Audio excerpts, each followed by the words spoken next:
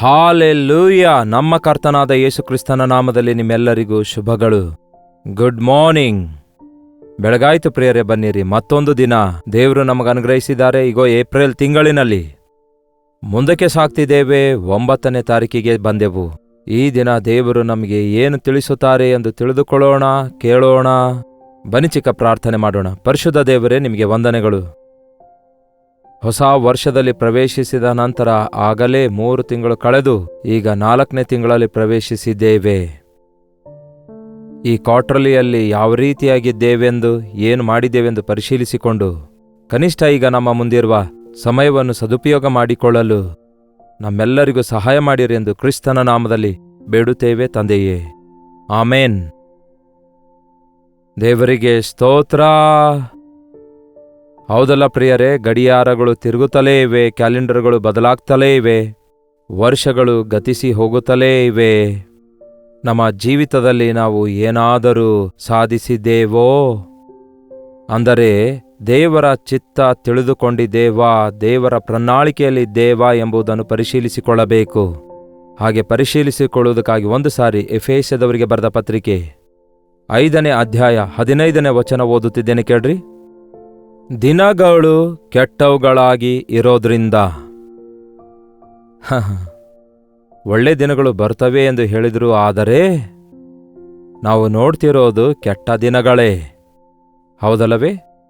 ದಿನಗಳು ಕೆಟ್ಟವುಗಳಾಗಿರೋದ್ರಿಂದ ಹಿಂದೆ ಎಂದಿಗೂ ಇರಲಾರದಂತಹ ರೀತಿಯಲ್ಲಿ ಬಾಧೆಯಲ್ಲಿ ಮನುಷ್ಯರಿರುವಂಥದ್ದು, ಆರ್ಥಿಕ ತೊಂದರೆಯಲ್ಲಿರುವಂಥದ್ದು, ಬಡ್ಡಿ ಕಟ್ಟಲಿಕ್ಕಾಗದೆ, EMI ಕಟ್ಟಲಿಕ್ಕಾಗದೆ, ಸಾಲ ತೀರಿಸಿಕೊಳ್ಳಲಿಕ್ಕಾಗದೆ ಅವರು 24 ಗಂಟೆಗಳವರೆಗೂ ಅದರ ಮೇಲೆ ಧ್ಯಾಸವಿಟ್ಟು ಅದೇನೋ ತಮ್ಮ ದುಡ್ಡನ್ನು ಅವರೇ ಚೆನ್ನಾಗಿ ಹ್ಯಾಂಡಲ್ ಮಾಡಿಕೊಳ್ಳೋಣ ಅಂದುಕೊಂಡು ಮತ್ತಷ್ಟು ಅಗಾಧಕ್ಕೆ ಒಳಗಾಗ್ತಿರುವ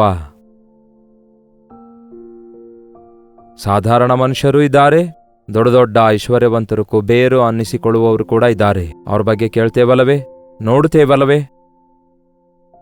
ದಿನಗಳು ಕೆಟ್ಟವುಗಳಾಗಿವೆ, ಒಬ್ಬರಿಗೊಬ್ಬರು ಹಾನಿ ಮಾಡಿಕೊಳ್ಳುವ ದಿನಗಳಾಗಿವೆ. ಎಲ್ಲಿ ನೋಡಿದ್ರೂ ಸ್ವಾರ್ಥವಿದೆ.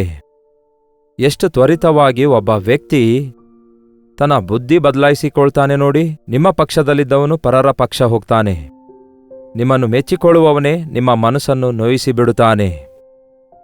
ಯಾವಾಗ ನೋಡಿದ್ರೂ ಒಬ್ಬರ ಮೇಲೊಬ್ಬರು ಕುತಂತ್ರ ಮಾಡುತ್ತಾರೆ ಹೊರತು ಬಿದ್ದವರನ್ನು ಮೇಲೆತ್ತೋಣ, ಕುಗ್ಗಿದವರನ್ನು ಆದರಿಸೋಣ ಎಂಬ ಆಲೋಚನೆ ಇದೆ ಅಂತೀರಾ? ಒಂದು ವೇಳೆ ಯಾರಿಗಾದರೂ ಇರೋದಾದರೆ ಯೇಸುವನ್ನು ಅರಿತುಕೊಂಡವರಿಗೆ ಮಾತ್ರ ಇರಬಹುದೇನೋ.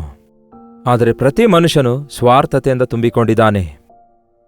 ಈ ದಿನ ಚಿಕ್ಕ ಮಕ್ಕಳು ಕೂಡ ಅವರು ಬಾಲ್ಯ ದಿನಗಳು ಮುಗಿಸುವ ಮುಂಚೆಯೇ, ಟೀನೇಜ್ಗೆ ಪ್ರವೇಶಿಸುವ ಮುಂಚೆಯೇ ಆ ತಿರುಗಾಟ, ಆ ಮೊಂಡುತನ, ಟೀನೇಜ್ಗೆ ಪ್ರವೇಶಿಸಿದ ತಕ್ಷಣವೇ ಅವರೊಳಗೆ ಈ ಲೋಕ, ಶರೀರದ ಆಸೆ ಅವರನ್ನು ಎಷ್ಟರ ಮಟ್ಟಿಗೆ ಕಳವಳಗೊಳಿಸುತ್ತಿವೆ ನೋಡಿ. ಇವು ಕೆಟ್ಟ ದಿನಗಳಾಗಿವೆ, ಕರ್ತನ ಬರೋಣ ದಿನವಾಗಿವೆ. ಹಳ್ಳಿಯೂರಲ್ಲಿ ಹೇಳ್ತಾರೆ, ಇದು ಹೋಗೋ ಕಾಲ ಬಂದಿದೆ ಎಂದು. ಯಸ್, ಹೋಗ್ತಿದ್ದೇವೆ. ಈ ಲೋಕವು, ಅದರ ಆಸೆಯು ಗತಿಸಿ ಹೋಗ್ತದೆ. ಈ ಲೋಕವು ನಾಶವಾಗಿ ಹೋಗ್ತದೆ. ಪಂಚಭೂತಗಳು ಮಹಾಘೋಷದೊಡನೆ ಲಯವಾಗುವ ದಿನ ಬಂದಿವೆ. ನೋಹಾನನ ಕಾಲದಲ್ಲಿ ಭೂಲೋಕವೆಲ್ಲ ಕೆಟ್ಟು ಹೋದಾಗ ದೇವರು ಕೋಪಗೊಂಡ್ರು, ಬಾಧೆಪಟ್ರು. ಈ ಸರ್ವಲೋಕವನ್ನೆಲ್ಲ, ಸೃಷ್ಟಿಯನ್ನೆಲ್ಲ ನಾಶ ಮಾಡ್ತೇನೆ ಅಂದಿದ್ರು. ಆತನಲ್ಲಿ ನಂಬಿಕೆ ಇಟ್ಟಿರುವ ನೋಹಾನನ ಕುಟುಂಬ ಹೊರತಾಗಿ ಎಲ್ಲರೂ 40 ರಾತ್ರಿ ಹಗಲು ಪ್ರಚಂಡ ಪ್ರಳಯ ಬಂದಾಗ ಉಸಿರಾಡಿ ಜೀವದಿಂದಿರುವ ಎಲ್ಲರೂ ಕೂಡ ಮರಣ ಹೊಂದಿದ್ರು. ಆದರೆ ಈ ಸಲ ಜಲದಿಂದಲ್ಲ, ಅಗ್ನಿಯಿಂದ ನಾಶವಾಗುವುದಕ್ಕಾಗಿ ಈ ದಿನಗಳು ಸಿದ್ಧವಾಗಿವೆ. ಎಲ್ಲಿ ನೋಡಿದ್ರೂ ಕೂಡ ಮಿಸೈಲ್ಸ್ಗಳನ್ನು, ಅಗ್ನಿ ಬಾಂಬ್ಗಳನ್ನು ಎಸೆಯುತ್ತಿದ್ದಾರೆ ನೋಡಿ. ಒಬ್ಬರನ್ನೊಬ್ಬರು ದಹಿಸಿಕೊಳ್ಳಲು ರೆಡಿಯಾಗಿದೆ ಈ ಪ್ರಪಂಚ. ಜರುಗುತ್ತಲೇ ಇವೆ ನೋಡಿ ಯುದ್ಧಗಳು. ಅಲ್ಲಲ್ಲಿ ಎಷ್ಟು ಜನ ನಾಶವಾಗಿದ್ದಾರೆ ನೋಡಿ. ಈ ವರ್ಷದಲ್ಲಿ ಗುರುತಿಸಬಹುದಾದ ಸಂಘಟನೆಗಳು ಯಾವುದೆಂದರೆ, ಒಂದು ಕಾಲದಲ್ಲಿ ಕೊರೋನಾ ವೈರಸ್ ಆಗಿತ್ತು. ಈ ವರ್ಷವಾಗಲಿ, ಕಳೆದ ವರ್ಷ ಆಗಲಿ, 24ನೇ ವರ್ಷವಾಗಲಿ ಯುದ್ಧಗಳು. ಆ ಯುದ್ಧಗಳು ಯಾವತ್ತೋ ಪ್ರಾರಂಭಗೊಂಡು ಮುಂದುವರಿಯುತ್ತಲೇ ಇವೆ. ರಷ್ಯಾ ಉಕ್ರೇನ್ ಮಧ್ಯದಲ್ಲಿ, ಇಸ್ರಾಯೇಲ್ಗೂ ಹಾಗೂ ಪಾಲೆಸ್ತೀನ್ ಮಧ್ಯದಲ್ಲಿ ಭಯಂಕರವಾದ ಹೋರಾಟ ನಡೆಯುತ್ತಲೇ ಇವೆ. ಅವರಿಗೆ ನೆಮ್ಮದಿಯೇ ಇಲ್ಲ. ದಿನಗಳು ಕೆಟ್ಟವುಗಳಾಗಿರೋದ್ರಿಂದ ನೀವು ಸಮಯವನ್ನು ಸುಮ್ಮನೆ ಕಳ್ಕೊಳ್ಳದೆ ಏನಂತೆ ಸಮಯವನ್ನು ಹೋಗಗೊಡಿಸದೆ ಹಿಡ್ಕೊಂಡು ಜೇಬಲ್ಲಿಟ್ಕೊಂಡ್ರೆ ಸುಮ್ಮನೆ ಇರುತ್ತೋ? ಅಂದರೆ ನೀವು ಏನೇ ಮಾಡಿದ್ರು, ನೀವು ಒಳ್ಳೇದು ಮಾಡಲಿ ಕೆಟ್ಟದ್ದು ಮಾಡಲಿ, ನಿದ್ರೆ ಮಾಡಿದರೂ ಸೋಮಾರಿಗಳಾಗಿದ್ರು ಮತ್ತಲ್ಲಿದ್ರೂ, ಯಾವುದು ಏನೇ ಆದರೂ ಗಡಿಯಾರ ನಿಲ್ಲೋದಿಲ್ವಲ್ಲ, ಅದು ಸಾಗುತ್ತಲೇ ಇರುತ್ತೆ, ಹೋಗುತ್ತಲೇ ಇರುತ್ತೆ. ಸಮಯ ಗತಿಸಿ ಹೋಗ್ತದೆ. ಎಷ್ಟೋ ತ್ವರಿತವಾಗಿ ಸಮಯ ಗತಿಸಿ ಹೋಗ್ತದೆ ಅಂತ್ಯ ದಿನಗಳಲ್ಲಿ. ಎಷ್ಟು ಫಾಸ್ಟ್ ಆಗಿ ಬೈಕ್ ಕಾರುಗಳಲ್ಲಿ ಮನುಷ್ಯರು ಹೋಗ್ತಾರೆ ನೋಡಿ, ವ್ಯಾನ್ನಲ್ಲಿ, ವಿಮಾನಗಳಲ್ಲಿ. ಆದರೂ ಕೂಡ ಟೈಮ್ ಸಾಕಾಗ್ತಿಲ್ಲ. ಒಂದು ಸಮಯದಲ್ಲಿ ಒಂದು ಊರಿನಿಂದ ಇನ್ನೊಂದು ಊರಿಗೆ ಹೋಗ್ಬೇಕಾದ್ರೆ ಒಂದೇ ಸಮನೆ ಬಸ್ ಸ್ಟ್ಯಾಂಡ್ಗೆ ಹೋಗ್ಬೇಕಿತ್ತು, ಬಸ್ ಸ್ಟ್ಯಾಂಡ್ವರೆಗೂ ನಡೆದು ಹೋಗ್ಬೇಕಿತ್ತು. ಯಾವಾಗೋ ಒಂದು ಸಾರಿ ಬರ್ತಿತ್ತು ಬಸ್ಸು, ಅದು ಹತ್ತಬೇಕಿತ್ತು. ಅದು ನೂರಾರು ಊರುಗಳಲ್ಲಿ ನಿಲ್ಲುತ್ತಾ ಹೋಗ್ತಿತ್ತು. ಕೊನೆಗೆ ನಮ್ಮ ಊರು ಬಂದಾಗ ಕೆಳಗಿಳಿಯಲು ಎಷ್ಟೋ ಸಮಯ ಹಿಡಿಯುತ್ತಿತ್ತು. ಆದರೆ ಈಗ ಹಾಗಲ್ಲ. ಕಾರ್ ತೆಗೆದುಕೊಂಡು 4 ವೀಲರ್ ಸ್ಪೀಡಾಗಿ ಹೋಗ್ಬೋದು. ಇಷ್ಟು ಫಾಸ್ಟ್ ಆಗಿ ಮನುಷ್ಯರು ನಡೆದುಕೊಳ್ತಿದ್ರು ಕೂಡ ಏನು ಸಾಧಿಸ್ತಿದ್ದಾನೆಂದು ಕೇಳೋದಾದ್ರೆ ಏನೂ ಇಲ್ಲ. ಕೊನೆಗೆ BP, ಶುಗರು, ಟೆನ್ಷನ್ಗಳು, ಸ್ಟ್ರೆಸ್ಗಳು, ಬ್ರೈನ್ ಹ್ಯಾಮರೇಜಸ್ ಈ ದಿನ ಅನೇಕರಿಗಾಗ್ತಿದೆ. ಯೌವನಸ್ಥರು ಕೂಡ ಹೇಳ್ತಾರೆ, ನನಗೆ ಬಹಳ ಸ್ಟ್ರೆಸ್ ಇದೆ ಎಂಬುದಾಗಿ. ಪರೀಕ್ಷೆಗಳ ಸ್ಟ್ರೆಸ್, ಪರೀಕ್ಷೆಗಳ ಒತ್ತಡ, ನನಗೆ ಹೆಡ್ಡೇಕ್ ಆಗ್ತಾ ಇದೆ, ಪ್ರಾರ್ಥನೆ ಮಾಡಿರಿ ಅನ್ನುತ್ತಾರೆ. ಹೀಗೆ ಪ್ರತಿಯೊಬ್ಬರು ಸಮಯವನ್ನು ಹೋಗಗೊಡಿಸುತ್ತಿದ್ದಾರೆ. ಆದರೆ ಏನನ್ನು ಸಾಧಿಸ್ತಿದ್ದಾರೆ? ಏನು ಸಾಧಿಸ್ತಾ ಇಲ್ಲ. ಸಮಯ ಸುಮ್ಮನೆ ಹೋಗಿಗೊಡಿಸದೆ ಸದುಪಯೋಗ ಮಾಡಿಕೊಳ್ಳಿರಿ. Every minute is important. ಈ ಲೋಕದಲ್ಲಿ ಏನೇ ಆಗಲಿ ತಿರುಗಿ ಸಂಪಾದಿಸಬಹುದು. ದುಡ್ಡು ಕಳೆದೋದ್ರೆ ತಿರುಗಿ ಅದನ್ನು ಸಂಪಾದಿಸಬಹುದು. ವಸ್ತು ಕಳೆದೋದ್ರೆ ಮತ್ತೆ ಕೊಂಡ್ಕೊಳ್ಬಹುದು. ಅದೇ ರೀತಿ ಆರೋಗ್ಯ ಕೆಟ್ಟೋದ್ರೆ ಔಷಧಿ ಬಳಸಿ ಚೇತರಿಸಿಕೊಳ್ಬಹುದು. ಆದರೆ ಕಳೆದು ಹೋಗಿರುವ 1 ಗಂಟೆ ಆಗಲಿ 1 ನಿಮಿಷವಾಗಲಿ ನಾವು ತಿರುಗಿ ತರಲಿಕ್ಕಾಗಲ್ಲ. ನಿನ್ನೆ ಮತ್ತೆ ಮುಂದೆ ಬರಲ್ಲ. ಹಾಗಾಗಿ ಸಮಯವನ್ನು ಸದುಪಯೋಗ ಮಾಡಿಕೊಂಡು, ಸಮಯವನ್ನು ಸುಮ್ಮನೆ ಹೋಗಗೊಡಿಸದೆ, ಜ್ಞಾನವಿಲ್ಲದವರಾಗಿರದೆ ಜ್ಞಾನವಂತರಾಗಿದ್ದು ಜಾಗರೂಕರಾಗಿರಿ. ಅಜ್ಞಾನಿಗಳ ಹಾಗೆ ಇರಬಾರದು. ಯಾರು ಅಜ್ಞಾನಿ, who is the greatest fool ಎಂದು ಲೆಕ್ಕಿಸುವುದಾದ್ರೆ, ಅವನು ಯಾರೆಂದು ಅನಲೈಸ್ ಮಾಡೋದಾದ್ರೆ, ನಾನಾ ಕಾರಣ ಹೇಳಿದ್ರಂತೆ. ದುಡ್ಡು ಹಾಳು ಮಾಡುವವನು, ತಿಂದು ಕುಡಿದು ಕುಣಿದಾಡುವವನು ಎಂದು ಏನೇನೋ ಹೇಳ್ತಿರುವಾಗ ಅವರೆಲ್ಲರಿಗಿಂತಲೂ ನಿಜವಾದ ಅಜ್ಞಾನಿ ಯಾರೆಂದು ನೋಡಿದಾಗ ತನ್ನ ಸಮಯವನ್ನು ಏನು ಮಾಡಲಾರದಂತೆ ದುರುಪಯೋಗ ಮಾಡಿಕೊಳ್ಳುವವನಂತೆ. ವ್ಯರ್ಥ ಮಾಡಿಕೊಳ್ಳುವವನು ಹಾಳು ಮಾಡಿಕೊಳ್ಳುವವನಾಗಿದ್ದಾನೆ. ಯೇಸು ಸಮಯವನ್ನು ಸುಮ್ಮನೆ ಕಳ್ಕೊಳ್ಳದೆ ಸದುಪಯೋಗ ಮಾಡಿಕೊಂಡು ಜ್ಞಾನವುಳ್ಳವರಾಗಿ ನಡೆದುಕೊಳ್ಳಿರಿ ಹೊರತು ಅಜ್ಞಾನಿಗಳಂತಲ್ಲ. ಇದಕ್ಕೋಸ್ಕರವೇ ಬುದ್ಧಿಹೀನರಾಗಿ ಇರದೆ ಕರ್ತನ ಚಿತ್ತ ಏನಾಗಿದೆ ಎಂದು ಗ್ರಹಿಸಿಕೊಳ್ಳಿರಿ. ಕೇಳ್ತಾ ಇದ್ದೀರಾ? ನಾನು ಹೇಳ್ತಿರೋದು ಅರ್ಥ ಆಗ್ತಿದೆಯಾ? ನನ್ನ ಜೀವಿತದಲ್ಲಿ ನಾನು ಕಲಿತಿರುವ ಅನುಭವವೇನೆಂದರೆ, ದೇವರ ಚಿತ್ತವಿಲ್ಲದೆ ಪ್ರಾರಂಭಿಸಿರುವ ಕೆಲಸ, ಇಲ್ಲವೇ ದೇವರ ಸಹಾಯವಿಲ್ಲದೆ ಪ್ರಾರಂಭಿಸಿರುವ ಯಾವುದೇ ಕೆಲಸವಾಗಲಿ, ದೇವರಿಗೆ ಪ್ರಾರ್ಥಿಸಲಾರದೆ ಪ್ರಾರಂಭಿಸುವುದು ಯಾವುದೇ ಆಗಿರಲಿ, ಎಷ್ಟೊತ್ತು ಮಾಡಿದ್ರೂ ಮುಗಿಯಲ್ಲ ಪ್ರಿಯರೇ. ಎಷ್ಟೇ ಪ್ರಯಾಸ ಪಟ್ಟರೂ ಕೂಡ ಅದು ನೆರವೇರಲ್ಲ. ಅದನ್ನು ಮಾಡ್ತಾ ಇದ್ರೂ ಕೂಡ ಅದು ಫಿನಿಶ್ ಆಗಲ್ಲ. ಒಂದು ವೇಳೆ ಅದು ಫಿನಿಶ್ ಆಗಿದೆ ಅಂದುಕೊಂಡ್ರೂ ಕೂಡ ಅದು ಸಕ್ಸಸ್ ಆಗಲ್ಲ, ಅದು ಸರಿಯಾಗಿರಲ್ಲ, ಅದು ಪ್ರಯೋಜನವಿರಲ್ಲ. ಆಗ ಏನಾಗ್ತದೆ? 6 ತಿಂಗಳು ಒಂದು ಕೆಲಸಕ್ಕಾಗಿ ನೀವು ಪ್ರಯಾಸ ಪಡ್ತೀರಿ, ಕೊನೆಗೆ ಅದು ಫಲಿಸೋದಿಲ್ಲ. 1 ವರ್ಷವೆಲ್ಲ ಪ್ರಯಾಸ ಪಡ್ತೀರಿ, 3 ವರ್ಷ ನೀವು ಕಷ್ಟಪಟ್ಟು ಓದುತ್ತೀರಿ, ಕೊನೆಗೆ ಪಾಸಾಗಲ್ಲ. ಅಷ್ಟೇ ಅಲ್ಲ, ನಿಮ್ಗೆ ಯಾವ ನಾಲೆಡ್ಜ್ ಸಿಕ್ಕಿಲ್ಲ ಅಂದ್ಕೊಳ್ಳಿ, ಅದರಿಂದ ಪ್ರಯೋಜನವೇನು? ಈ ದಿನ ಅನೇಕರು ಸಮಯವನ್ನು ಹಾಗೆ ದುರುಪಯೋಗ ಮಾಡಿಕೊಳ್ತಿದ್ದಾರೆ. ಅದಕ್ಕಾಗಿಯೇ ದೇವರ ವಾಕ್ಯದಲ್ಲಿ ಸ್ಪಷ್ಟವಾಗಿದೆ, ಈ ಕಾರಣಕ್ಕಾಗಿ ನೀವು ಬುದ್ಧಿಹೀನರಾಗಿರದೆ ಕರ್ತನ ಚಿತ್ತ ಏನೆಂದು ತಿಳಿದುಕೊಳ್ಳಿರಿ. ನೀವು ಮಾಡುವಂತಹ ಕೆಲಸ ದೇವರು ಅಂಗೀಕರಿಸುವಂಥದ್ದಷ್ಟೇ ಅಲ್ಲ, ದೇವರ ಚಿತ್ತದಂತೆ ದೇವರು ಹೇಳಿದ ಕೆಲಸ ಮಾಡುವುದಾದರೆ ಆಶೀರ್ವಾದ ಹೊಂದುತ್ತೇವೆ. ನಮ್ಮಿಷ್ಟ ಬಂದಂತೆ ಬದುಕಿದ್ರೆ ಆಶೀರ್ವಾದ ಹೊಂದಲ್ಲ. ದೇವರ ಚಿತ್ತಾನುಸಾರವಾಗಿ ನಾವು ಜೀವಿಸುವುದಾದರೆ ಆಶೀರ್ವದಿಸಲ್ಪಡ್ತೇವೆ. ನೀವು ಪ್ರತಿಯೊಂದು ವಿಷಯದಲ್ಲಿ ದೇವರ ಚಿತ್ತ ಏನಾಗಿದೆ ಎಂದು ತಿಳಿದುಕೊಳ್ಳಿರಿ. ಅದಕ್ಕೆ ಪ್ರತಿದಿನ ಹೇಳ್ತಿದ್ದೇನೆ ನಾನು, ಈ ದಿನ ನಿಮ್ಮ ಚಿತ್ತ ಏನಾಗಿದೆ ದೇವರೇ? ನಾನು ಎಲ್ಲೆಲ್ಲಿಗೆ ಹೋಗಬೇಕು, ಯಾವ ಕೆಲಸ ಮಾಡಬೇಕು, ಯಾವ ಆಫೀಸ್ಗೆ ಹೋಗಬೇಕು, ಯಾವ ಫೈಲ್ಸ್ ಸಬ್ಮಿಟ್ ಮಾಡಬೇಕು, ಯಾವ ಕ್ಲಾಸ್ ಲೆಸನ್ಸ್ಗಳನ್ನು ಓದಬೇಕು, ಯಾವ ತೀರ್ಮಾನ ತೆಗೆದುಕೊಳ್ಬೇಕು, ಯಾವ ಪ್ರಯಾಣ ಮಾಡಬೇಕು ಎಂದು ಕರ್ತನಿಗೆ ಕೇಳಿ ಅದರ ಪ್ರಕಾರ ನಡೆದುಕೊಂಡು ನೋಡಿ. ನಿಮ್ಮ ಸಮಯ ನಿಮಗೆ ಸಾಕಾದ ಮೇಲೆ ಉಳಿದುಕೊಳ್ಳುತ್ತದೆ. ಆಗ ಸಮಯ ಇಲ್ಲ ಅನ್ನೋದಿಲ್ಲ. ಮತ್ತೆ ನಿಮಗೆ ಬೇಕಾದಷ್ಟು ಸಮಯದಲ್ಲಿ ದೇವರೇ ನಿಮಗೆ ವಂದನೆ ಎಂದು ಹೇಳಲು ಸಿಗುತ್ತದೆ. ನಿಮಗೆ ಹೆಚ್ಚು ಸಮಯ ಸಿಗ್ತದೆ. ಕರ್ತನಲ್ಲಿ ಆನಂದಿಸುವುದಕ್ಕಾಗಿ ಸಮಯ ಸಿಗುತ್ತದೆ. ಅಡಿಗೆ ಮಾಡಲು ಗಂಟೆಗಳವರೆಗೂ ಪ್ರಯಾಸ ಪಡ್ತಾರೆ, ಆದರೆ ತಿನ್ನುವುದಕ್ಕೆ ಟೈಮ್ ಇಲ್ಲ ಅನ್ನುತ್ತಾರೆ. ಸಂಪಾದಿಸಿಕೊಳ್ತಾರೆ, ಆದರೆ ಅನುಭವಿಸಲು ಟೈಮ್ ಇಲ್ಲ ಅನ್ನುತ್ತಾರೆ. ಎಷ್ಟೋ ಬಟ್ಟೆ ಕೊಂಡ್ಕೊಳ್ತಾರೆ, ಆದರೆ ಧರಿಸಿಕೊಳ್ಳಲು ಟೈಮ್ ಇಲ್ಲ ಅನ್ನುತ್ತಾರೆ. ಅದರಿಂದ ಪ್ರಯೋಜನ ಏನಿದೆ ಹೇಳ್ರಿ? ಅದಕ್ಕಾಗಿಯೇ ಕರ್ತನ ಚಿತ್ತದಲ್ಲಿ ನಾವಿರೋದಾದರೆ ಎಲ್ಲವೂ ಸರಿ ಹೋಗ್ತವೆ. ನೀವು ನಿಮ್ಮ ಸಮಯವನ್ನು ಅಜ್ಞಾನಿಗಳ ಹಾಗೆ ಹಾಳು ಮಾಡಿಕೊಳ್ಳದೆ ನೀವು ಕರ್ತನ ಚಿತ್ತ ಏನೆಂಬುದಾಗಿ ಗ್ರಹಿಸಿಕೊಳ್ಳಿರಿ.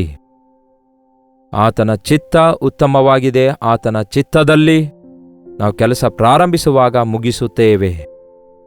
ಪೇತ್ರ, ಯೋಹಾನರು ರಾತ್ರಿಯೆಲ್ಲ ಬಲೆ ಎಸೆದು ಮೀನು ಹಿಡಿಯುತ್ತಾರೆ, ಬಲೆ ತೆಗೆಯುತ್ತಾರೆ, ಎಸೆಯುತ್ತಾರೆ, ಆದರೂ ಒಂದು ಮೀನು ಸಿಗಲಿಲ್ಲ. ಯೇಸು ಅದನ್ನು ನೋಡ್ತಾರೆ. ಅವರ ದೋಣಿಯೊಳಗಡೆ ಕೂತ್ಕೊಂಡು ಪ್ರಸಂಗಿಸುತ್ತಾರೆ. ನಂತರ ದೋಣಿಯ ಆಳಕ್ಕೆ ಕೊಂಡೊಯ್ಯ ಅನ್ನುತ್ತಾರೆ.